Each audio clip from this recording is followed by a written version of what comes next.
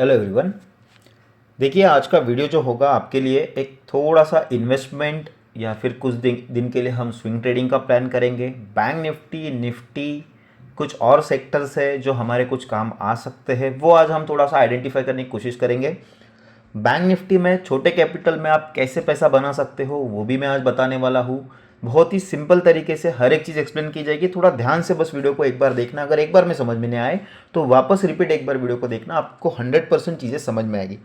अब देखिए, अगर मैं बैंक निफ्टी की वीकली या मंथली की बात करूँ, ठीक है, तो देखिए अभी बैंक निफ्टी है कहाँ। अभी बैंक निफ्टी उसी लेवल पर आके रुका है जो लेवल पे बैंक निफ्टी ने एक बार यहाँ से ब्रेकआउट दिया था। ठीक है, मैंने आपको इसके पहले भी, जब जिन्होंने भी क्लासेस किए उन्हें ऑलरेडी पता है कि जब भी एक कोई लेवल होता है वहाँ बार बार कोई स्टॉक या इंडेक्स टच करने के बाद में अगर ब्रेकआउट देता है तो ये जितनी बार उसे रेजिस्टेंस बना था अब ये बन चुका है उसके लिए support. Because resistance become support अगर ब्रेक होता है तो प्राइस क्या करेगी, यहाँ आएगी और अगेन यहाँ से अपसाइड मोमेंटम स्टार्ट करेगी। तो यही लॉजिक से अगर आप लोग यहाँ बैंक निफ्टी को देखोगे तो एक जो पहले रेजिस्टेंस था बार बार यहीं से प्राइस रिजेक्ट हो रही थी, देखिए फाइनली यहाँ जाके ऊपर क्लोज किया। अब यहीं पे आके प्राइस अगर रीटेस्ट कर रही है, यही एरिया में आके रीटेस्ट करिए, देखिए यहाँ से प्राइस विक बना के ऊपर जा रही है। ठीक है, तो मंथली चार्ट पे ये सब दिख रहा है हमें बैंक निफ्टी में। अगर वीकली चार्ट में देखेंगे तो देखिए वीकली चार्ट में जो है बैंक निफ्टी, अगर आप ठीक से देखोगे तो यही वो रेंज है, यही वो रेंज है जहाँ पे प्राइस बार बार रिजेक्शन कर रही थी। फाइनली यहाँ से अपसाइड गई, यहाँ डाउन साइड आई, अब यहाँ से रिजेक्शन लेके प्राइस ऊपर जा सकती है। ये मेरा वीकली का एनालिसिस है। डेली पे अगर मैं आपको बताऊँ तो देखिए, सबसे पहले हमने कुछ पैटर्न्स भी सीखे हैं, लाइक डबल बॉटम का पैटर्न और डबल टॉप का पैटर्न। ठीक है, डबल बॉटम के पैटर्न की वजह से मैं आपको अगर बताऊं तो देखिए यहाँ से प्राइस जब डाउन आई अपने सपोर्ट एरिया में, यहाँ से जब प्राइस ऊपर जाती है तो फर्स्ट पुल बैक जो होगा वहाँ पे हम कभी भी बाय नहीं करेंगे। हम वेट करेंगे प्राइस नीचे आए और सेकंड पुल बैक में हम जब बाय करेंगे तब हमारा यहाँ पे सेकंड पुल बैक में टारगेट अच्छे से अचीव हो सकता है। अब हमें कहाँ बाय करना चाहिए, किस तरीके से बाय करना चाहिए, कब तक वेट करना चाहिए। देखिए, अगर ये रेंज अगर आप लोग देखोगे अप्रॉक्सीमेटली 40,000 के अराउंड आ रहा है। ठीक है, तो ये रेंज में आपको क्लियर एक रेजिस्टेंस का जोन दिख रहा है कि प्राइस यहाँ पे रिजेक्ट कर सकती है। बिकॉज देखिए ये एक बॉटम था, ये एक बॉटम था सपोर्ट का, इसे ब्रेक करके प्राइस रिटेस्ट करके डाउन आ सकती है। अगर प्राइस को यहाँ से ऊपर ही जाना है तो प्राइस फर्स्ट अटेम्प्ट में कभी ऊपर नहीं जाएगी। ठीक है, तो मैं यहाँ पे वेट क्या करने वाला हूँ, यहाँ से प्राइस नीचे आई, एक बार प्राइस ने पुल बैक बताया, यही रेजिस्टेंस एक जोन है, यहाँ पे कुछ टाइम स्पेंड करे या फिर यहाँ से प्राइस डाउन आए ये बॉटम के आसपास। मैं यहाँ पे भी बाइंग की अपॉर्चुनिटी अभी नहीं देखूंगा, मैं वेट करूंगा कि प्राइस यहाँ से ऊपर कब निकलती है। यहाँ से जब भी ऊपर निकलेगी तो मेरा फर्स्ट टारगेट होगा देखिए ये रेंज के आसपास का। तो इसी तरह से मैं स्विंग ट्रेड बैंक निफ्टी में भी यहाँ पे प्लान करूँगा। बट ये प्लान करने के टाइम पे आप लोगों को ऑप्शन में जो है बहुत बड़ी दिक्कत होने वाली है टाइम डीके की वजह से।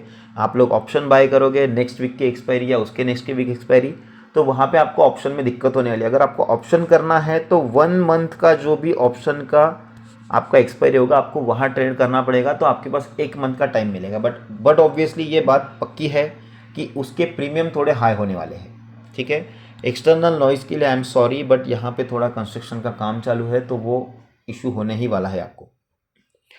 अब देखिए ये यहाँ पे बैंक निफ्टी में व्यू हुआ। सेकंड चीज़, अगर इसका लो जो है ये अगर ब्रेक होके प्राइस नीचे क्लोज कर देती है डेली टाइम फ्रेम पे, तो यहाँ से हम रीटेस्ट और फिर डाउन साइड में हम वापस से प्लान करेंगे। ठीक है, इतने दिन जो हम डाउन ट्रेंड प्लान कर रहे थे यहाँ से हम अगेन डाउन ट्रेंड प्लान करेंगे। बट यहाँ से देखिए एक साइन बता दिया प्राइस ने ऊपर जाके, अगर डाउन आके ऊपर निकलती है तो बट ऑब्वियस इसके ऊपर हम लोग 100% बाय करेंगे और टारगेट हमारा ये लेवल के आसपास का होना चाहिए, ये हाई के आसपास का। इसके ऊपर अगर जाती है तो प्राइस अगेन रीटेस्ट करके ऊपर जाएगी, तो यहाँ पे और यहाँ पे ब्रेकआउट के बाद हम लोग वापस से बाइंग प्लान करेंगे ये लेवल के हाई तक के लिए। तो ये हुआ बैंक निफ्टी के ऊपर का व्यू। अगर हम निफ्टी की बात करें, निफ्टी में भी स्ट्रक्चर ऑलमोस्ट सेम है बैंक निफ्टी की तरह। मंथली टाइम फ्रेम में जाएंगे तो निफ्टी थोड़ा सा बॉटम के एरिया में आ चुका है। यहाँ पे निफ्टी का ब्रेकआउट था ये एरिया में, बट निफ्टी थोड़ा बॉटम के एरिया में आ चुका है। बट अगर हम वीकली के टाइम फ्रेम पे जाए तो निफ्टी हमें एक अच्छे लेवल पे दिख रहा है। यही वो जोन है जहाँ से निफ्टी ने ब्रेकआउट दिया था। यही जोन से हम लोग अभी बाइंग के लिए प्लान कर सकते हैं। अभी यही निफ्टी में बाय करने के लिए सेम हमें डेली पे जाना पड़ेगा और हमारा view exactly same bank Nifty की तरह है।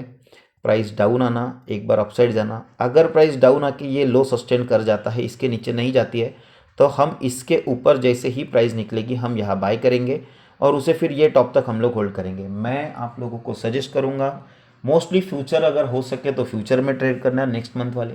अगर नहीं पॉसिबल है आपको तो ऑप्शन का भी एक्सपायरी, नेक्स्ट मंथ की एक्सपायरी ही ट्रेड करना। सेम मंथ एक्सपायरी ट्रेड मत करना क्योंकि ऑप्शन बहुत ज़्यादा डीके हो जाएगा।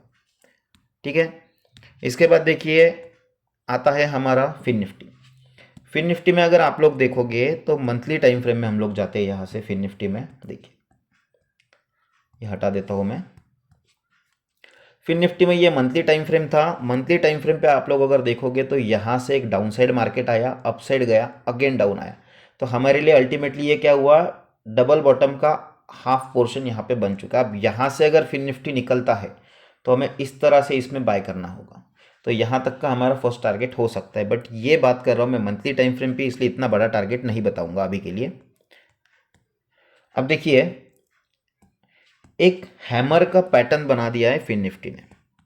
यहाँ पे अगर हम लोग देखेंगे एक हैमर टाइप में या फिर ड्रैगन फ्लाई डोजी का यहाँ एक पैटर्न बना दिया फिन निफ्टी ने। कहाँ से बनाया, यही बॉटम का सपोर्ट एरिया था। देखिए बार बार प्राइस वही एरिया से रिजेक्ट हो रही है। अभी भी वही एरिया से रिजेक्ट हुई थी, सेकंड टाइम अगेन वही। ये बार देखिए इसके बाद यहाँ पे प्राइस अगेन वही एरिया में आई है। अगर हम इसे यहाँ पे देखेंगे तो यहाँ से हमें वापस डेली टाइम फ्रेम पे जाना पड़ेगा और डेली टाइम फ्रेम पे हमें एक क्लियर डब्ल्यू पैटर्न का स्ट्रक्चर यहाँ दिखने को मिल रहा है। बट देखिए यहाँ डब्ल्यू पैटर्न इस तरह से बन गया है। आपका डब्ल्यू ऐसा कभी नहीं होता, डब्ल्यू थोड़ा ऐसा होता है। ये जो इसका नेकलाइन होगा वो डाउन साइड होगा, तो ये इसे मैं डब्ल्यू पैटर्न कंसीडर अभी नहीं करूँगा। ठीक है, मैं इसे डब्ल्यू कब कंसीडर करूँगा, देखिए ये एक रेजिस्टेंस जोन था। क्यों रेजिस्टेंस जोन था, यहाँ से प्राइस रिजेक्ट हुई, यहाँ रिजेक्ट हुई, फाइनली डाउन साइड जाके ऊपर सस्टेन नहीं कर पाए, अगेन डाउन है। तो ये एरिया एक बार रिजेक्शन जोन हमारे लिए बन सकता है। तो इसके लिए हम क्या करेंगे, ये जोन है, यहाँ से प्राइस को अगेन डाउन आने दो, इसे रिस्पेक्ट करने दो। यहाँ पे भी आपके पास हैमर बना है डेली पे, यहाँ से प्राइस ऊपर निकलेगी तो हम यहाँ तक का पहला टारगेट रखेंगे और यहाँ तक का दूसरा टारगेट रखेंगे। इसमें भी मैं फ्यूचर की ही बात करूँगा, फ्यूचर में ही आपको ट्रेड करना है। अब देखिए बैंक निफ्टी और निफ्टी के अंदर हम लोग यहाँ पे अभी देखेंगे कि आप लोग छोटे कैपिटल के साथ, छोटा मतलब बहुत ही छोटे कैपिटल के साथ आप लोग कैसा प्लान कर सकते हो। मैं आपको कैपिटल बता रहा हूँ 3,000 से लेके 5,000 के बीच का कैपिटल। ठीक है, अब ये कैपिटल में ट्रेड कैसे करें, रिस्क तो हर जगह होगी। अगर आप सपोज 1 लाख का कैपिटल लेके आते हो, 1 लाख का 1% कितना हुआ, 1,000 रुपीज़। आप यहाँ पे 1,000 की रिस्क ले रहे हो, तो छोटे कैपिटल में भी आप 500-1,000 रुपये का रिस्क लो ना। ठीक है, तो इसका मैं स्ट्रक्चर आपको बताता हूँ इसे कैसे प्लान करना है। अब देखिए, just hold on a second. अब देखिए आप लोगों को क्या करना है, out the money strike price आपको सिलेक्ट करनी है। अभी देखिए यहाँ आपको दिख रहा होगा ये निफ्टी है, बैंक निफ्टी है, फिन निफ्टी है, यूएसडी एनआर, XYZ जो कुछ है। तो मैं आपको क्या करूँगा, यहाँ पे निफ्टी बताऊँगा एक बार। देखिए, और यहाँ पे भी हम निफ्टी में जाते हैं तो देखिए आपको समझ में आएगा। अगर आपका व्यू बुलिश है, अगर आपका व्यू बुलिश है तो आपको क्या करना पड़ेगा, कॉल ऑप्शन बाय करना पड़ेगा। ठीक है, कॉल ऑप्शन आप यहाँ पे बाय करोगे। अगर आपको कॉल ऑप्शन बाय करना है तो आप मुझे बताइए, अभी यहाँ पे हमारा स्पॉट प्राइस चल रहा है। ठीक है, यहाँ पे आपको कॉल्स दिखेंगे, यहाँ आपको पुट्स दिखेंगे। ऑप्शन चेन है ये, बाकी कुछ भी नहीं, ये ऑप्शन चेन है सिंपल। अब देखिए 17,100 का जो स्ट्राइक प्राइस है निफ्टी का, जहाँ पे अभी निफ्टी ऑलरेडी क्लोज हो चुका है, वो 17,100 के स्ट्राइक प्राइस की अभी प्रीमियम चल रहा है 142 रुपीज़ और इसका लॉट साइज होता है 50 का। अब 142 रुपीज़ से अगर मैं 50 क्वांटिटी भी बाय करता हूँ तो मुझे बहुत ज़्यादा कैपिटल लग जाएगा। ठीक है, मतलब 50 क्वांटिटी पे अगर 150 से बाय करता हूँ तो ऑलमोस्ट मुझे 4,000 के आसपास, 3 या 4,000 के आसपास शायद पैसे लग जाएंगे। तो इससे बेटर मैं क्या करता हूँ कि मैं थोड़ा आउट द मनी में जाता हूँ। अब मैं यहाँ पे क्या करूँगा आउट द मनी में, ये 48 रुपीज़ जो है यहाँ से लेके ये 11 रुपीज़ की स्ट्राइक प्राइस, ये 3-4 स्ट्राइक प्राइस जो है जो मेरे बजट में भी है और थोड़ा मूवमेंट भी है, तो मैं इन्हें थोड़ा ऑब्जर्व करूँगा। जब भी मार्केट छोटे टाइम फ्रेम में 5 मिनट में फ्लक्चुएट करेगा ऊपर नीचे, तो इनके प्राइस किस तरह से फ्लक्चुएट होते हैं वो मैं पहले ऑब्जर्व करूँगा, उसके बाद मैं अपनी स्ट्राइक प्राइस सिलेक्ट करूँगा। ठीक है, अगर मेरा कॉल का व्यू है, अगर सपोज ऐसा समझते हैं कि ये 24.75 की जो स्ट्राइक प्राइस मतलब प्राइस है, जो है 17,400 के कॉल ऑप्शन की प्राइस, मैं इसे ऑब्जर्व करूंगा, उसके साथ में मैं कुछ पुट्स भी ऑब्जर्व करूंगा। मैं कॉल भी ऑब्जर्व कर रहा हूँ, मैं पुट भी ऑब्जर्व कर रहा हूँ। देखिए पुट में भी हमें क्या करना है कि एकदम बड़े नहीं देखने, चलो 45 रुपीज़ वाले पुट से लेके हम लोग 12 रुपये 50 पैसे का एक 4-5 हमारे स्ट्राइक प्राइस हम लोग सिलेक्ट कर देंगे। इन्हें हमको कंटिन्यूसली ऑब्जर्व करना है चार्ट के साथ। मेरा हमेशा इसी तरह से स्ट्रक्चर होता है, आधे स्क्रीन पे मैं चार्ट देखता हूँ, आधे स्क्रीन पे मैं ऑप्शन चेन देखता हूँ। अब मैं ऑप्शन चेन देख के ट्रेड नहीं करता हूँ कभी, I am sorry, option chain देख के हम लोग ट्रेड नहीं करते कि ऑप्शन चेन क्या बता रहा है। हमें सिर्फ स्ट्राइक प्राइस ऐसी सिलेक्ट करनी है जिसमें मूवमेंट हो। ठीक है, अब मेरे ऑब्जर्वेशन में क्या आया है कि ये 24.75 से ये स्ट्राइक मैक्सिमम 26-27 रुपीज़ है ना, बहुत फास्ट मूव कर रही है। थोड़ी भी छोटी ग्रीन कैंडल बनती है तो इसमें तुरंत 1-2 रुपये की मूवमेंट आ रही, बट वही मैं 17 रुपये का अगर ऑप्शन देखूँ तो ये भी 1 रुपये से इमीडिएटली मूव कर रहा है, बट ये 11 रुपये 35 पैसे का ऑप्शन सिर्फ 0.05 पैसे से मूव कर रहा है या 0.10 पैसे से मूव कर रहा है। अब ये ऑप्शन मेरे लिए तो बिना कुछ मतलब का नहीं है, कुछ काम का नहीं रहेगा हमारे लिए। तो हम क्या करेंगे, 17 रुपीज़ वाला और 24 रुपीज़ 25 रुपीज़ वाला ऑप्शन देखेंगे। अब अगर मेरे पास सपोज 5,000 रुपीज़ है, ठीक है, तो 5,000 में मैं कैलकुलेट कर लूँगा कि अगर मैं 17 वाला भी बाय करता हूँ तो 70 वाले में अगर मैं 500 या फिर 1000 क्वांटिटी अगर मैं बाय कर सकता हूँ, ठीक है, 500 क्वांटिटी या 400 क्वांटिटी पकड़ लीजिए, 300 पकड़ लीजिए, तो ये मैं यहाँ पे बाय कर लूँगा। जैसे ही मुझे यहाँ पे मेन स्पॉट पे कुछ स्ट्रक्चर दिखेगा तब मैं उसे बाय करूँगा, और यहाँ से मेरा टारगेट ज़्यादा बड़ा नहीं रहेगा। अब टारगेट कैसे डिसाइड करना है, देखिए अगर मैं बोलता हूँ आपको कि इस स्विंग के नीचे आपको एसएल देना है, आपने यहाँ कहीं बाय किया, तो आपको जब तक ये स्विंग ब्रेक होकर कैंडल क्लोज नहीं होती तब तक आपको पोजीशन छोड़नी नहीं होती है। बिकॉज क्या होता है कि मार्केट इस तरह से विक लगा के अगेन रिवर्सल कर देता है। ठीक है, तो आप ऑप्शन का एसएल नहीं दोगे, आप इंडेक्स का एसएल दोगे। ऑलराइट, ये हो गई एक बात। इसके बाद देखिए इसमें जो है ना, आपको पहले आपकी कैपेसिटी डिसाइड करनी पड़ेगी पॉकेट साइज की, कि मैं अगर 300 क्वांटिटी अगर 17 रुपीज़ पे बाय करता हूँ, अगर ये 10 रुपये आता है तो क्या मैं 7 × 300 का लॉस पॉकेट साइज के मेरे है वहाँ पे। अगर आपके पॉकेट साइज में है तो आपको होल्ड करना है, जब तक इंडेक्स का एसएल नहीं जाता आपको एसएल नहीं देना है। बिकॉज जो ये छोटे स्ट्राइक प्राइस होते हैं इनमें मूवमेंट भी स्लो होता है, मार्केट इनके अगेंस्ट जाने के बाद भी थोड़ा जल्दी नीचे भी आते हैं। बट यहाँ से 300 रुपये, 300 क्वान्टिटी हमने जो बाई की है, 17 रुपये से 300 क्वान्टिटी जो बाई की है, सपोज ये 5,000 रुपीज़ में आपने बाई कर ली, ठीक है, अगर ये 17 रुपये से 21 या 25 रुपीज़ चला जाता है ना, तो 300 × 5 या फिर 7 क्वान्टिटी 7 पॉइंट्स, ठीक है, तो आपको 5,000 के कैपिटल पे अप्रोक्सीमेटली 2.5 से 3,000 का आपको प्रॉफिट यहाँ पे हो सकता है। तो यही मेरा एक रीज़न है कि मैं छोटे स्ट्राइक प्राइस में ट्रेड करता हूँ। मैंने जैसे आपको फ्राइडे के दिन का बताया कि मॉर्निंग में पुट जो था फिर निफ्टी का 26.40 पे मैंने बाय किया था, उसने 68 का हाई लगाया, मैं वहाँ पे एग्जिट नहीं किया, मुझे उम्मीद थी और ऊपर थोड़ा ऑप्शन की प्राइस बढ़ने की। बाद में वो कंटिन्यूसली 55 और 60 के बीच में खेलने लग गया, तो फिर मैंने 60 के अराउंड उसे एग्जिट कर दिया। बट 26 या 27 पकड़ लीजिए, चलिए 27 से लेके 60 रुपीज़ तक का अगर मेरे पास 500 क्वांटिटी भी है तो बहुत ही बड़ा प्रॉफिट होता है। उसके बाद देखिए मैंने आपको कॉल ऑप्शन भी बताया था कि 30 रुपये पे हमने बाय किया था 30 रुपीज़ पे, वहाँ से उसने हाई लगाया 91 का, फाइनली वो 85 के आसपास कहीं जाके क्लोज हुआ है मार्केट प्राइस, तो हमने उसे 82 के अराउंड बेच दिया था जब वो 91 से बहुत रैपिडली नीचे आया था। तो 30 से लेके 80 रुपीज़ भी आप पकड़ते तो 50 पॉइंट्स की मूवमेंट होती है। फिर निफ्टी में 40 क्वांटिटी का लॉट साइज होता है और वहाँ से फिर देखिए इतने पॉइंट्स की रैली कैप्चर की है। तो यही देखिए मार्केट में रोज़ लाखों करोड़ों नहीं बनते हैं, आपको आपके सेटअप के लिए वेट करना पड़ता है। जैसे मैं आपको यहाँ प्लान करके बता रहा हूँ, प्राइस यहाँ से नीचे आई, ये एक रेजिस्टेंस एरिया बन सकता था, वही के आसपास आके प्राइस थोड़ा डाउन आई है, अब अगेन प्राइस बॉटम में आके अगर ऊपर निकलती है तो इस स्विंग के नीचे हम लोग यहाँ पे बाइंग का प्लान कर सकते हैं। फर्स्ट टारगेट हमारा ये गैप हो जाएगा और सेकंड टारगेट हमारा ये हो जाएगा। अब कौन कैसे रिएक्शन करता है, सभी चीज़ें इसके ऊपर डिपेंड करती है। तो आपको हमेशा एसएल ट्रेल करते चलना है। मेरा बोलना आपको यही है, सपोज आपने 50 रुपीज़ में कुछ बाय किया है, अगर वो 60 रुपीज़ या 65 रुपीज़ अगर चल रहा है तो आपका एसएल ऑटोमेटिकली 52 या 53 पे आ जाना चाहिए। एटलीस्ट मैं ब्रोकरेज नहीं पे करूँगा, मैं कुछ तो भी यहाँ से सीख के जाऊँगा। आपको सीखने की कोशिश करनी है और कैपिटल प्रिजर्व करना है। देखिए ये जो 20 पॉइंट 25 पॉइंट के मूवमेंट है ना, ये ऑटोमेटिकली आपको कैप्चर होना स्टार्ट हो गए। सबसे पहले अपना कैपिटल संभालो। अगर आपके फेवर में 10 पॉइंट 12 पॉइंट की मूव होती है तो 2 रुपये से 3 रुपये से आपका एसएल इमीडिएटली ट्रेल करना सीखो।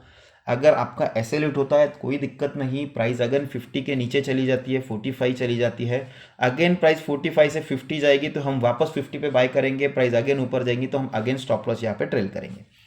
यही तरीके से आप आपका कैपिटल प्रिजर्व कर सकते हो और बड़ा पैसा कमा सकते हो। ठीक है। अब देखिए nifty, bank nifty, fin nifty में भी सेम केस है, यहाँ पे कोई ज़्यादा डिफरेंस नहीं है। अब देखिए कुछ स्टॉक्स हम लोग देख लेते हैं। उसके पहले हम लोग क्या करेंगे, स्विंग में यहाँ पे जाएंगे और यहाँ पे हम कुछ हमारे सेक्टर और है उसे भी देख लेंगे। ठीक है, यहाँ पे एक सेक्टर है निफ्टी रियलिटी का, just hold on a second, यहाँ पे वो ऐड नहीं हुआ है, ये यहाँ पे ओके। ठीक है,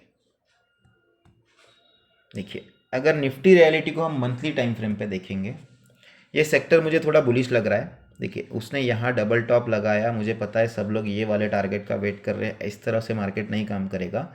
देखिए यही वो जोन था जहाँ से प्राइस बार बार ऊपर जा रही थी और यही वो जोन था जहाँ पे प्राइस रिजेक्ट होने के बाद में ब्रेकआउट दिया था। ठीक है, अब देखिए यहाँ से आते हैं हम वीकली टाइम फ्रेम पे।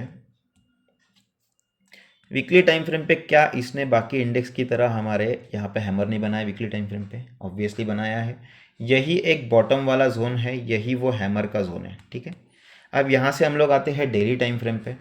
डेली टाइम फ्रेम पे हम लोग अगर देखेंगे तो देखिए यहाँ से एक फॉल आया, प्राइस ऊपर गई, अगेन बॉटम गया। ये निफ्टी रियलिटी के साथ में हम लोग चल सकते हैं। प्राइस ने देखिए यहाँ से एक नीचे जाके एसएल यहाँ पे लोगों का हिट किया, इसमें मेरा भी एसएल एक हिट हुआ। मैंने आप लोगों को शोभा का स्टॉक जो है वो आपको मैंने रिकमेंड किया था 543 समथिंग या 560 के अराउंड दिया था मैंने आपको, और 543 का उसका एसएल था आई थिंक, और 553 और 60 के बीच में मैंने आपको ये दिया था।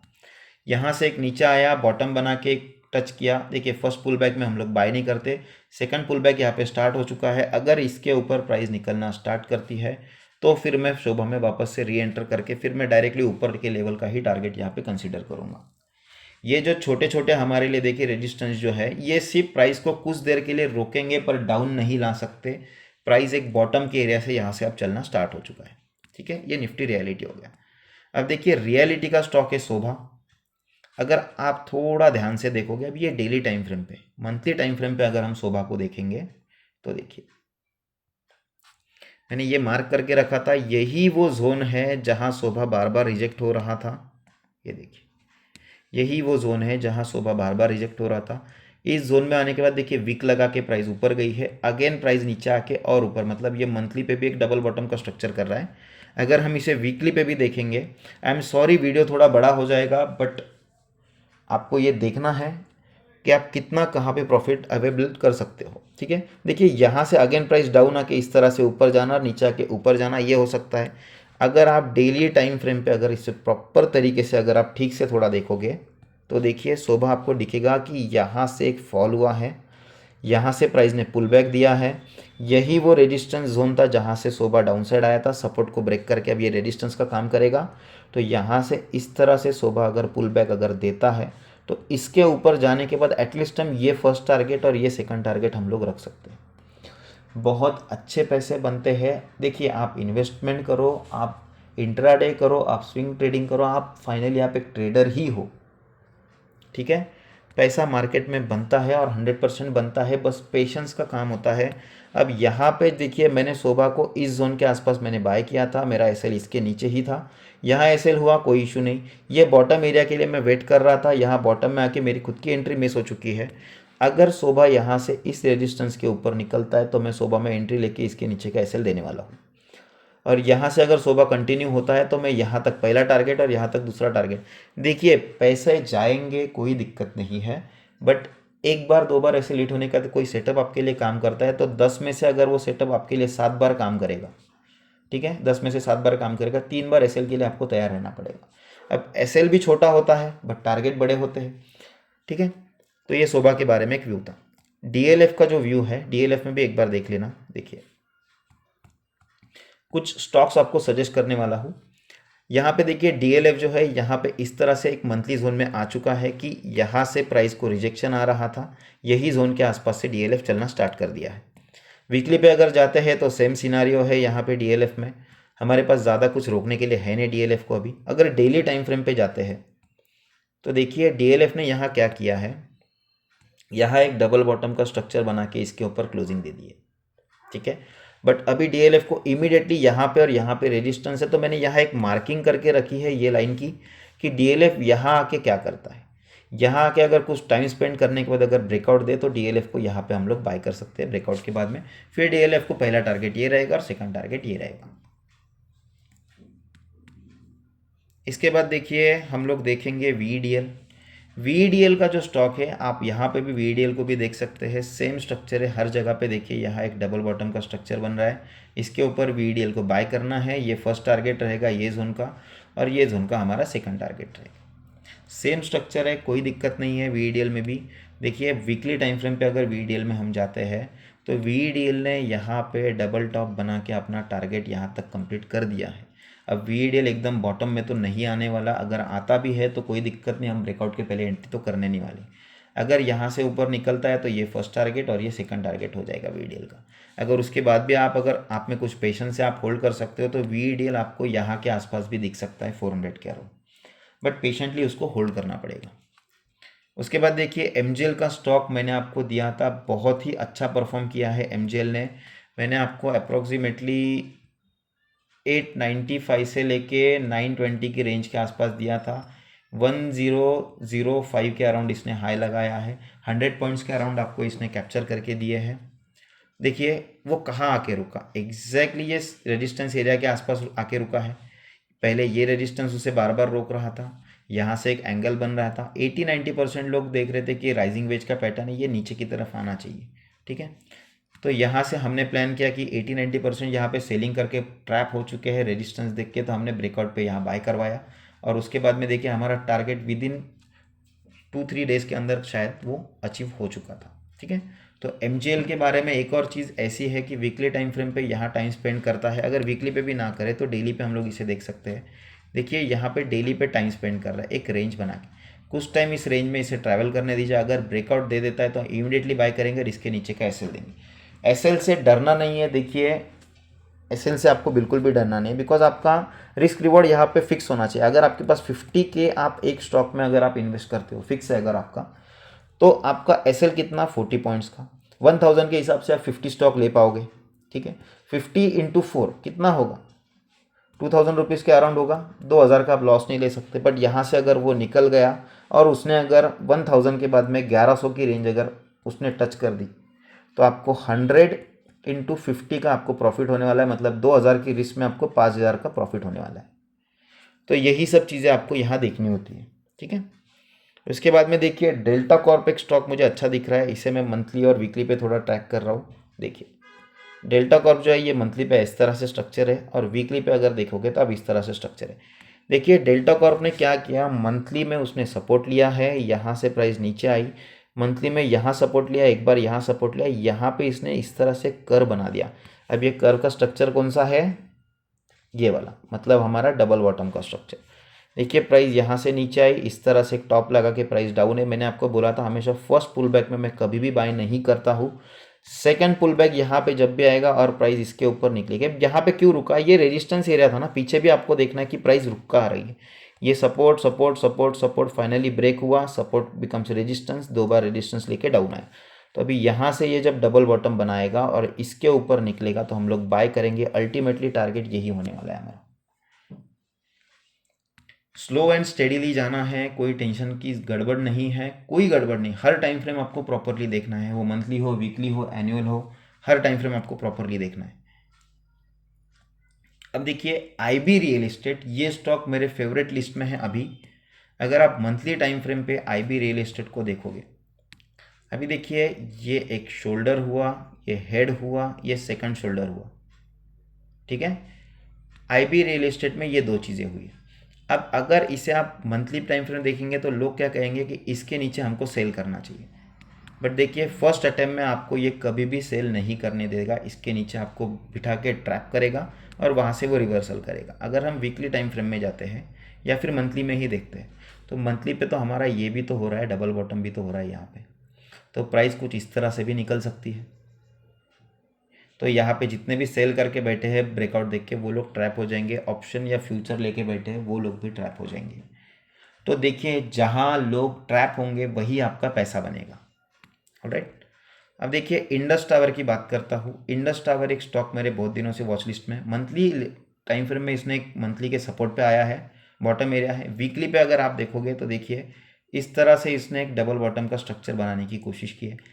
इसके ऊपर अगर निकलता है ना तो मैं यहाँ बैठ जाऊँगा और मेरा फर्स्ट टारगेट ये रहेगा, सेकेंड टारगेट मेरा ये रहेगा। इसमें ज़्यादा की उम्मीद नहीं कर रहा हूँ क्योंकि स्टॉक भी बहुत छोटा है ये, तो इसमें ज़्यादा उम्मीद नहीं कर रहा हूँ। बर्जर पेंट जो है मैं ऑलरेडी दे चुका था। देखिए बर्जर पेंट में अगर हम लोग देखेंगे, देखिए मंथली टाइम फ्रेम में देखेंगे तो बर्जर पेंट एक मंथली के सपोर्ट एरिया के पास आया था। आपको यहाँ पे अगेन ये ब्रेकआउट जोन दिख रहा होगा। वहाँ आने के बाद में उसने वीकली पे जाने के बाद में देखिए क्या किया। वीकली पे जाने के बाद देखिए उसने क्या किया, यहाँ पे लेफ्ट शोल्डर, ये हेड और शायद एक राइट शोल्डर बना के ब्रेकआउट दे दे, ठीक है। उसके बाद देखिए अगर हम डेली पे जाते हैं तो डेली पे ऑलरेडी परफॉर्मिंग स्टॉक में बर्जर पेंट आ चुका है, एक परफॉर्मिंग एसेट की तरह भी काम कर रहा है। बर्जर पेंट को अगर ठीक से देखेंगे तो देखिए यहाँ बॉटम में आया, यहाँ पे शोल्डर, हेड और ये शोल्डर बनाया। यहाँ पे देखिए बायर्स वगैरह आए कुछ है। इसके बाद देखिए बॉटम में आके जो यहाँ से ब्रेकआउट दिया, अगेन ऊपर जाके रीटेस्ट और ये ऊपर जा रहा है। पहला टारगेट तो यहाँ हो जाएगा। मैं बर्जर पेंट को ऑलरेडी मैं लॉन्ग कर चुका हूँ, मैंने 575 से बर्जर पेंट को लॉन्ग किया है ऑलरेडी, ठीक है। यस बैंक कुछ दिनों से मेरे वॉच लिस्ट में है, पर थोड़ा सा मैं यहाँ पे यस बैंक में कॉन्फिडेंट नहीं हूँ। ज़बरदस्ती जहाँ आपको कॉन्फिडेंट नहीं वहाँ ट्रेड नहीं करना है, बिकॉज इसमें एक rally already monthly time frame पे हो चुकी है बड़ी वाली, ठीक है। ये न्यूज़ बेस्ड रैली थी। तो यहाँ पे देखिए एक बॉटम आउट होने के बाद में प्राइस ने यहाँ से इस तरह से एक डबल बॉटम लगा के प्राइस ऊपर गई है।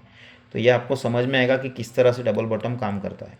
वीकली के टाइम फ्रेम में जाएंगे तो देखिए यस बैंक बहुत ही बड़े बड़े गैप के साथ बॉटम आउट हो रहा है वापस से। तो यस बैंक में थोड़ा सा मैं अभी ट्रेड नहीं करना चाहूँगा, ठीक है। डेली पे भी कुछ दिख नहीं रहा है।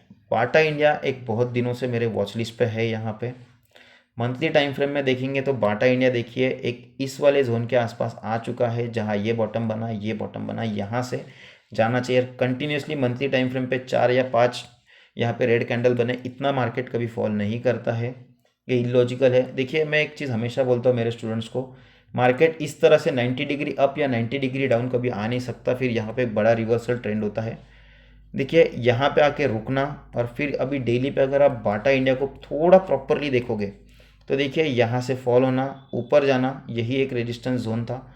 यहाँ से प्राइस का डाउन होना, अगेन ओपन मुक, इसके ऊपर अगर निकलता है बाटा इंडिया तो मैं बाय करूँगा। मेरा फर्स्ट टारगेट ये रहेगा 1520 के आसपास का, सेकेंड टारगेट 1600 का और थर्ड टारगेट मेरा 1640 के आसपास का रहेगा। उसके बाद अगर ऊपर जाता है, देखिए प्लान कैसे करना है। अगर यहाँ पे मैं बाय करता हूँ, सपोज यहाँ पे मैंने 50 क्वांटिटी मैंने यहाँ बाई की, तो यहाँ के आसपास मैं मेरी 25 क्वांटिटी पहले ही एग्जिट कर दूंगा, बिकॉज कि मुझे अच्छा खासा प्रॉफिट दिख रहा है।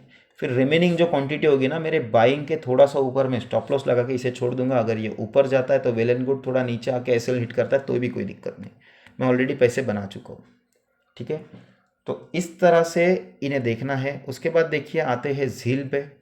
झील देखिए मैं बहुत दिनों से झील पे वॉच कर रहा था, मैंने यहाँ पे मार्क करके भी रखा है। झील देखिए इस तरह से डबल बॉटम का स्ट्रक्चर बना के ऊपर जा चुका है। इसके ऊपर हम ऑलरेडी झील में एंट्री कर चुके हैं। ये रिटेस्ट करने एक बार नीचे आया था तब हमने एंट्री की थी, और अब यहाँ से हम झील में लॉन्ग है। झील का हमारा फर्स्ट टारगेट ये रहेगा, सेकंड टारगेट ये रहेगा और थर्ड टारगेट हमारा ये रहेगा, ठीक है।